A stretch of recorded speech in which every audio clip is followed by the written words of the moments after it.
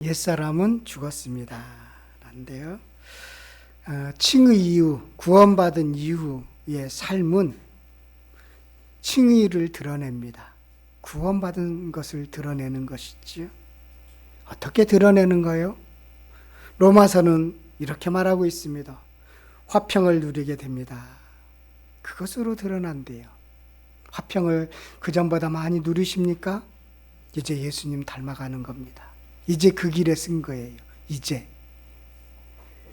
두 번째로 자유를 누리십니까? 네. 어떤 다른 사람과 비교하고 시기하고 질투하는 것이 많이 줄어들었습니까?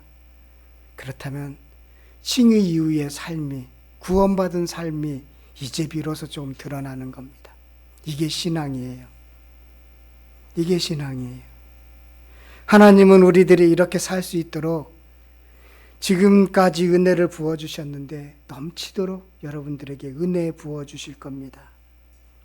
사실은 화평을 누리자, 자유를 누리자, 죄의 종노릇하지 말자, 이 두 문장은요, 지금까지 저를 지켜주는 말씀이었습니다. 어떤 때는 낙담되기도 하고 실망스러운 일이 있을 때마다 저를 일으켜 세워주는 그런 말씀이었습니다. 이 두 문장의 말씀은 죄가 왕노릇 못하도록 막아주셨습니다. 그리고 지금도 유효합니다. 저는 저만 누리는 것이 아니라 여러분들에게도 그런 은혜가 누려졌으면 좋겠습니다. 바울도 누린 거예요. 바울도 누렸고 저도 지금 누리고 있고 여러분들도 누리고 있을 줄 믿습니다. 화평을 누리십시오. 그리고 자유롭게 사십시오. 사실 저는 목사가 어렸을 때 되고 싶었고요. 잠시 헤맸고 그리고 나중에는 또 되고 싶어서 좋아서 되었습니다. 우리 아내는 사모가 되고 싶지 않았는데 저를 좋아해서 사모가 되었습니다. 네. 그런데 자기가 좋은 일을 한다고 해도 늘 좋은 것만은 아니지요. 간혹 여러분 기뻐서 섬긴다고 해도 늘 기쁜 것만은 아니죠. 죄가 왕노릇하도록 가끔 허용하기도 합니다. 죄가 왕노릇하도록 허용하면 이런 징조가 나타나요. 비슷하게 나타나요. 은혜가 안 보이기 시작합니다. 그리고요, 저 사람이 보이기 시작합니다. 그러면 이미 죄를 허용할 수 있는 환경을 만든 겁니다. 왜 나만 해야 하지? 라는 생각이 들면 이미 죄가 왕노릇할 수 있도록 허용할 수 있는 조건을 만든 겁니다. 그래서 늘 깨어 있으셔야 돼요.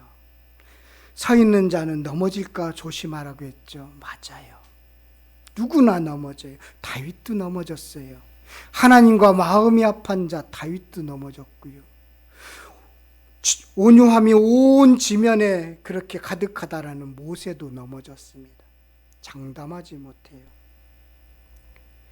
오늘 말씀 본문은 저를 세 번째로 늘 일으켜 주시는 말씀이었습니다. 그 세 번째가 옛사람이 죽었습니다입니다. 옛사람이 죽었습니다. 나의 옛사람은 예수와 함께 십자가에 못 박혀 죽었습니다. 지난주의 내용과 반복되고 비슷해 보입니다. 그런데 조금 더 은혜스러운 것은 확실하게 옛사람이 죽었다는 것. 바울은 죽었다는 것을 얼마나 강조하고 싶은지 6장에 보면 죽음이라는 단어가 아주 계속적으로 반복되고 있어요. 왜냐하면 옛사람이 죽는 것이 쉽지 않기 때문입니다. 2절에 자, 은혜를 더하게 하려고 죄에 거하겠느냐? 그럴 수 없느냐? 죄에 대하여 죽은 우리가 어찌 그 가운데 더 살리요? 죄에 대해서 죽었다.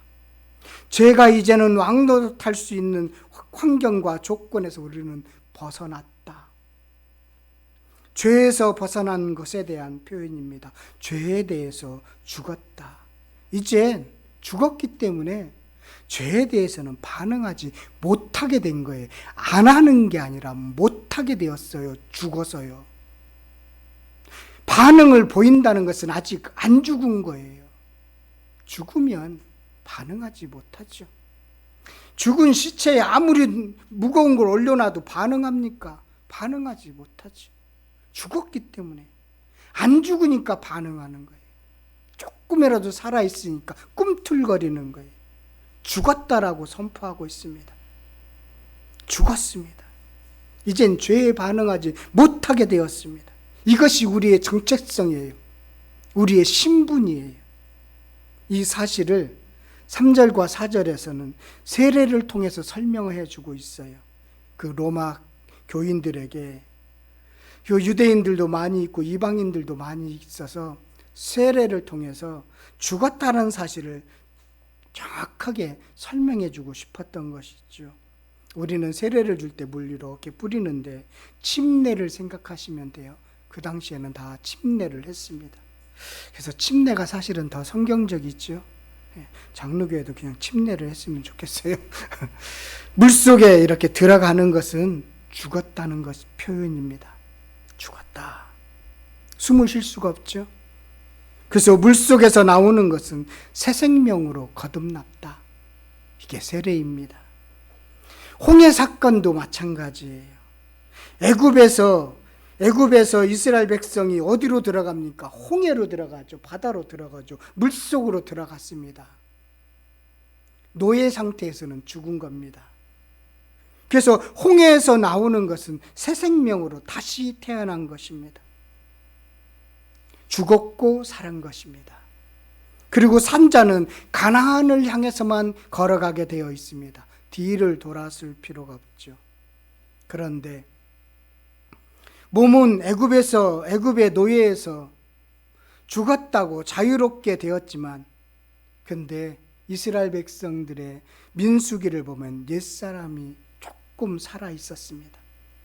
옛사람이 죽지 않았습니다. 노예의 근성을 버리지 못했습니다. 죄의 영향력에서 완전히 벗어나지 못한 결과는 불평과 불만이 가득한 것을 보게 됩니다.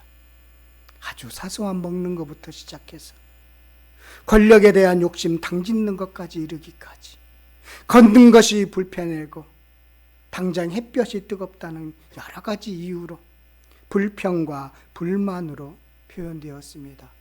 그것이 아직 살아있다는 표시입니다. 옛사람이 죽었다는 사실을 이들은 너무나 자주 은혜 가운데 있으면서도 잊어버렸습니다. 그래서 완전히 죽으셔야 돼요. 그것을 말하고 싶었던 것이죠. 그래서 세례를 이야기합니다. 바울은 더 나아가서 십자가의 사건을 세례로 표현했습니다. 예수님이 십자가에 죽었을 때 완전히 죽었죠. 반 죽은 거 아니죠. 완전히 죽으셨습니다. 영혼만 육체는 죽고 영혼은 살았다 이런 주장도 하는 사람들이 있는데 거짓말입니다. 완전히 죽으셨습니다. 우리도 그 안에서 완전히 죽었습니다. 예수님이 부활하셨을 때 완전하게 부활하셨죠. 그래서 디도가 그걸 의심해서 아니다라고 자기는 믿을 수가 없다고 해서 옆구리 어디에 넣어보라고 그러잖아요. 완전한 몸으로, 완전한 영혼으로 그렇게 사셨죠. 우리도 그 안에서 살아났습니다. 이것이 바로 완전히 죽는 겁니다. 그래서 6절에 이렇게 다시 한번 반복합니다. 우리 6절 말씀 한번 더 보도록 하겠습니다. 우리가 알거니와 우리의 옛사람이 예수와 함께 십자가에 못 박힌 것은 죄의 몸이 죽어 다시는 우리가 죄에게 종노릇하지 아니하려 함이라. 종노릇하지 않게 하기 위해서. 옛사람은 죄의 종노릇하는 죄의 몸입니다. 그것이 완전히 죽었다는 것입니다. 이제는 종노릇할 수가 없어요. 옛사람의 종로로 탈 수 있는 근거가 없어졌다라는 것입니다. 그래서 12절에서 다시 한번 강조해요. 그러므로 너희는 죄가 너의 죽을 몸을 지배하지 못하게 하여 몸의 사욕에 순종하지 말고, 몸의 욕심에 따라 행동하는 죽을 몸, 죄의 지배에서 받던 옛사람, 그 모든 것은 죽었다라는 것입니다. 바울은 옛것과 새것으로 늘 비교했습니다. 옛사람과 새사람으로, 새로운 피조물로 그렇게 비교를 하면서 우리들에게 강조해 줬죠. 너 옛사람 죽었어. 이제는 새로운 피조물이야. 새사람이 되었어. 우리 예수님은 더 쉽게 이렇게 말씀하고 계십니다. 마가복음 2장 22절에 보면 새 포도주를 낡은 가죽 부대에 넣는 자가 없나니 만일 그렇게 하면 새 포도주가 부대를 터뜨려 포도주와 부대를 버리게 되리라. 오직 새 포도주는 새 부대에 넣느니라 하시니라. 예수님은 낡은 가죽 부대와 새 부대로 비교했습니다. 이렇게 새롭게 태어났는데 낡은 가죽 부대에 새 포도주를 넣으면 터져버리죠. 팽창해서 터져버립니다. 그것을 담을 수가 없어서 터져버리는 것입니다. 그렇게 우리는 새 사람이 되었습니다. 그러면 옛 사람은 무엇일까요? 알듯하면서 잘 모르겠죠. 주님 만나기 전에 즐기던 것들입니다. 육체적으로 즐거움을 주는 것뿐만 아닙니다. 마음속으로 자신을 우쭐거리게 했던 것들도 다 포함하고 있습니다. 다 포함하고 있어요. 내 안에서 내 행사를 하는 애곡된 자아들이 있었는데요. 그것이 진짜 자기인 줄 아는데 그것은 옛사람이었습니다. 그래서 옛사람은요, 교만하고요. 옛사람은 욕심과 욕망과 시기와 질투가 가득합니다. 인정받고 싶은 분노함이 그 안에 있습니다. 그러면 새 사람은 뭘까요? 새 사람은 자기 십자가를 지고 가는 겁니다. 자기를 부인하는 거예요. 옛사람은 그래서 땅에서 나온 것이고 새 사람은 위로부터 오는 것입니다. 새 사람에게는 그래서요, 분노나 증오나 인정이나 자랑이나 이 상향적인 욕구가 점점 줄어들게 되어 있습니다. 그것이 여러분들에게 발견됩니까? 진정한 행복은 그런 게 아니라는 것을 여러분 발견하셨습니까? 이제 옛사람이 죽어가는 것입니다. 그런데 옛사람이 가끔 그 영향력이 생각이 납니다.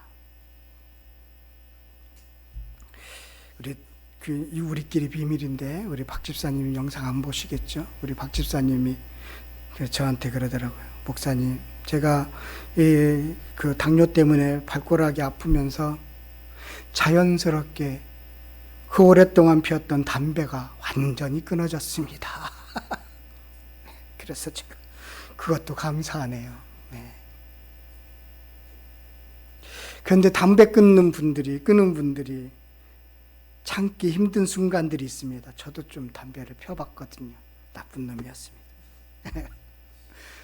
밥을 먹고 난 후에는 참 생각이 많이 납니다. 저도 한순간에 끊었는데 힘들거나 화가 날 때 그게 좀 생각이 나거든요. 옛사람이 생각이 나는 겁니다. 그때 선포하셔야 됩니다. 나 옛사람은 죽었다. 옛사람은 죽었다. 그리고 그 자리를 떠는 것이. 죄의 영향력 아래 놓일 때, 그런 환경에 처할 때 여러분 있어요. 나는 분명히 옛사람이 죽었다고 하면서 살아가는데 그 환경에 자신이 들어갈 때가 있어요. 그때 오늘 6절의 말씀처럼 나의 옛사람은 죽었다. 그리고 그 자리를 슬며시 뜨시면 됩니다. 그러시면 돼요. 그러면 옛사람이 반응하지 않기 시작합니다. 그러고 나서 그 이후에 오늘 본문의 말씀처럼 두 가지를 하시면 됩니다. 하나님께 향하여 살아있는 자로 반드시 여겨야 합니다. 오늘 11절 말씀 우리 다 같이 한번 얼마나 중요한 말씀인지 모릅니다. 그러므로부터 10절 11절 한번 11절 말씀 읽도록 하겠습니다. 시와 이와 같이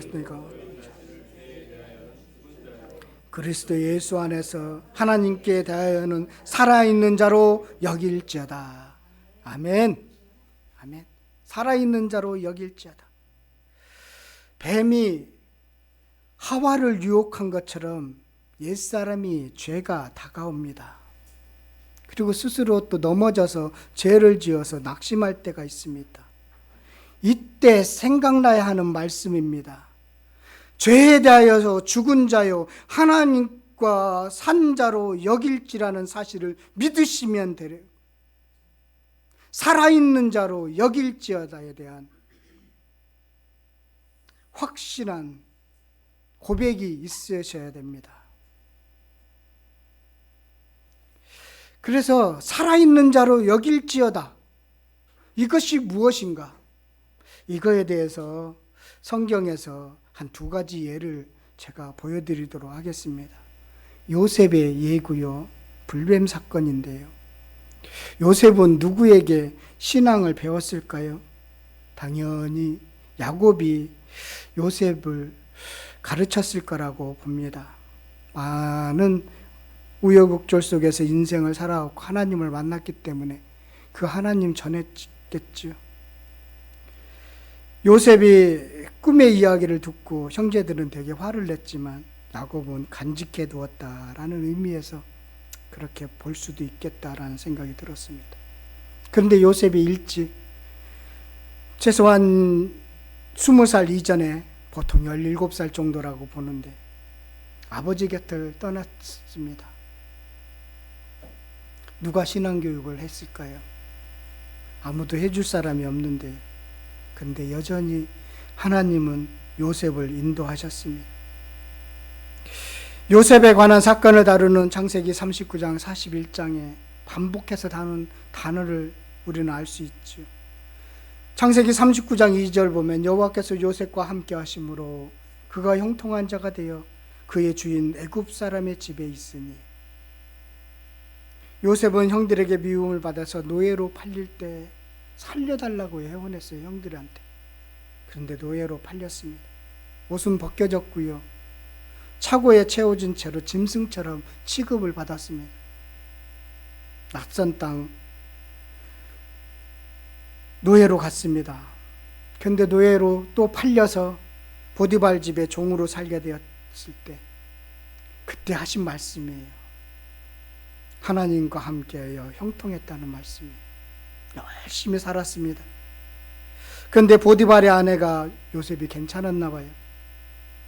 그래서 유혹했습니다.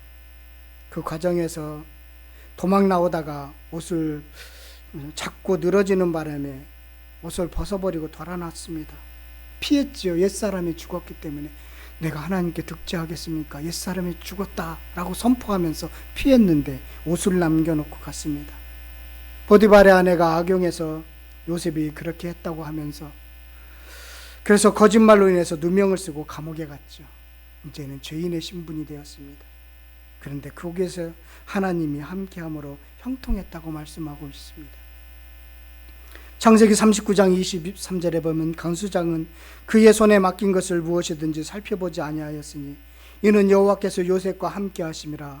여호와께서 그를 범사에 형통하게 하셨더라. 요셉이 하나님께 함께하여 형통하였다는 것은 무엇일까요? 하나님이 옆에서 나타나서 이렇게 같이 있었다는 걸까요? 이런 거죠. 요셉의 마음속에 옛사람은 죽었다. 나는 하나님이 꿈을 준 자다. 내가 하나님 앞에서 죄를 범할 수 없다. 나는 하나님의 약속을 받은 자라. 이렇게 생각하면서 다시 시작할 수 있는 용기, 이것이 바로 옛사람이 죽은 것입니다. 좌절하지 않는 마음, 자살하거나 포기하지 않는 삶의 태도, 이것이 옛사람이 죽은 사람의 여기 살아있는 자로 여길지어다 라고 하는 자들에 나타나는 보통의 표현입니다.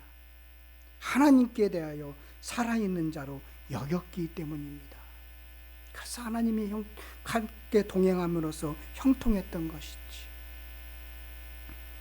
민수기 21장에 보면 이스라엘 백성들이 원망한 사건이 발생합니다. 가데스 바네아에서 출발해서 올라가는데 길이 불편했어요. 다시 물도 없고 음식이 떨어져서 불만이 생겼습니다. 하나님께 원망했습니다. 이제는 하나님이 다음 세대가 출발한 건데 너무 화가 나서 불뱀을 보냈어요. 그래서 많은 백성들이 죽었습니다. 원망하고 비평하는 사람은 가나안 땅에 들어갈 수 없는 거죠. 옛사람이거든요. 그것으로 들어가면 안 되거든요. 그러니까 모세가 뱀들을 떠나게 해달라고 기도합니다. 그랬더니 하나님이 뱀이 떠나게 하는 것을 바로 하시기 전에 불뱀 모양을 만들어서 장대에 매달라고 합니다. 물린 자들이 그것을 보면 산다고 말씀합니다. 지금 상황이 뭐죠? 발이 퉁퉁 붓고 막 이 숨이 쉬어지지 않는 그런 상황이겠지요. 상황을 보면 곧 죽을 것 같죠. 그때 모세의 말, 하나님을 통해서 전해진 모세의 말을 믿고 의지해서 장대에 매달린 노병을 본 사람은 살고 그렇지 않은 사람은 죽게 된 것이죠. 죄를 지어서 낙담하고 절망할 때 죄에 대해서 죽었고 하나님에 대하여 살아있는 자로 여길 것이다. 이것이 바로 노뱀 사건에서 우리가 노뱀을 바라고 예수 그리스도를 바라보는 살아있는 자로 여길지어다. 이것이 이제는 새 사람의 모습인 것이죠. 또 하나는요, 주님이 쓰시도록 하셔야 돼요. 13절의 말씀인데요, 13절 말씀 한 번 더 보도록 하겠습니다. 또한 너희 지체를 함께 읽겠습니다. 또한 너희 지체를 불의의 무기로 죄에게 내주지 말고 오직 너희 자신을 죽은 자 가운데서 다시 살아나는 자 같이 하나님께 드리며 너희 지체를 의의 무기로 하나님께 드리라. 죄에게 드리면 죄는 우리를 이용하여 죽이는 데 사용합니다. 안타깝게도 가룟 유다가 그렇게 죄에게 당했습니다. 죄가 생산할 수 있는 것은 죽이는 것밖에 없기 때문입니다. 왜 너만 섬기니? 죄가 이런 마음을 줍니다. 왜 너만 정직해야 돼? 죄가 이런 마음을 줍니다. 야, 너만 바보야. 그렇게 살면 고생만 해. 이런 생각을 집어넣습니다. 그래서 죄가 준 대로 자신에게 죄에게 내어주면 죄는요, 나를 잘 사용합니다. 평화를 깨는데, 자유를 누리지 못하는데 죄는 나를 잘 이용합니다. 제가 보니까요, 잘 쓰임받는 것이 참 중요하다는 생각이 들었습니다. 그런데 쓰임받는데 잘못 쓰임받는 일도 참 많다는 것입니다. 잘못된 쓰임받는, 의인처럼 가장하는데 잘못 쓰임받는 분들이 꽤 있더라고요. 잘 쓰임받는 것은 하나님이 쓰시도록 우리의 지체를 의의 무기로 하나님의 뜻을 이루는데 그렇게 드리셔야 된다는 거예요. 하나님께 드리십시오. 출애굽한 이스라엘 백성들이 성막을 짓기 위해서 각종 장신구를 드렸습니다. 당시 그렇게 그들이 갖고 있는 장신구들은 이집트에서 사용된 신상의 모양을 새긴 것들이었습니다. 그것을 하나님께 드리니까 그것이 하나님께 속하게 되니까 하나님이 쓰시다라는 거예요. 멋진 성막을 세우는데, 교회를 세워가는데 쓰시다라는 것입니다. 그렇게 교회를 세워나가는데, 여러분들의 가정의 교회를 세워나가는데, 여러분들의 교회를 세워가는데, 성령의 전인 여러분들을 세워가는데, 또 우리가 모여있는 공동체를 세우는데 그렇게 쓰시라는 거예요. 거기에 드리라는 거예요. 죄가 왕노릇하도록 내버려 두면요, 어리석은 자가 됩니다. 어리석은 자가 돼요. 시편 53편 1절에 보면 어리석은 자는 그의 마음에 이르기를 하나님이 없다 하도다. 그들은 부패하며 가증한 악을 행하며 선을 행하는 자가 없도다. 우리가 보통 어리석은 자는 메우지 못하고 부족한 사람이라고 생각하지요? 그렇지 않아요. 그 사람들 참 순수해요. 욕심도 가끔 있기도 하지만 순수합니다. 다윗 당시의 시대에 지금 다윗이, 이 시가 다윗이 지은 시거든요. 이스라엘에서 겉으로 하나님이 없다고 하는 사람은 없습니다. 신정 정치를 하고 있거든요. 겉으로 말로 하나님이 없다고 할 수 있는 시대적인 환경이 아닙니다. 겉으로는 하나님이 있다고 하면서 마음에 이르기를 하나님이 없다고 합니다. 마음에 이르기를 표현되지 않죠. 모르지요. 말과 행동이 다른 것입니다. 하나님이 있다고 하면서 멀리 계신 것처럼 살아가시는 분들, 하나님 없는 것처럼 살아계시는 분들, 입으로는 하나님이 있다고 하지만 마음속에는 하나님이 없는 것입니다. 그래서 입이 아니라 마음이지요. 옛사람이 죽었다는 것은 입이 죽었다는 것을 포함할 뿐만 아니라 마음이 옛사람이 죽은 것입니다. 마음이 새 사람이 된 것입니다. 여러분, 그렇게 신앙생활 하시면 돼요. 옛사람이 죽었고 새 사람이 되었다. 그렇게 신앙생활 하시는 저와 여러분들 되었으면 좋겠습니다. 한번 따라해 보십시오. 나의 옛사람은 죽었습니다. 꼭 실천해 보시기를 바라겠습니다. 그리고 오늘 이 말씀 정리하면서 여러분 쓰여지게 하소서라고 늘 되새겼으면 좋겠어요. 쓰여지게 하소서. 저도 이렇게 지금 쓰여지고 있습니다. 제가 가끔 이런 생각을 해봅니다. 교인들이 한 명, 두 명 떠나서 이제 아내하고 나하고 나오면 그때 나는 이런 말을 해야지. 나는 참 행복했다. 나는 하나님 앞에서 정직했다. 그리고 잘 살아왔다. 그런 말을 하고 싶어서 늘 되뇌겨 봅니다. 작은 교회는 문을 닫을 수도 있고 열 수도 있고 부흥할 수도 있고 그럴 수도 있습니다. 그런데 나는 주님 앞에서 참 행복하게 살아왔다. 그렇게 좀 되새기고 싶었어요. 그것이 바로 저를 지금까지 이끌었던 옛사람이 죽었다라는 표현으로밖에 더 이상 말할 게 없다라는 생각이 들었습니다. 저와 여러분, 옛사람이 죽었고 나는 주님 앞에서 행복하게 지금 살아가고 있습니다 라고 고백하시는 은혜가 있기를 간절히 축원드리겠습니다.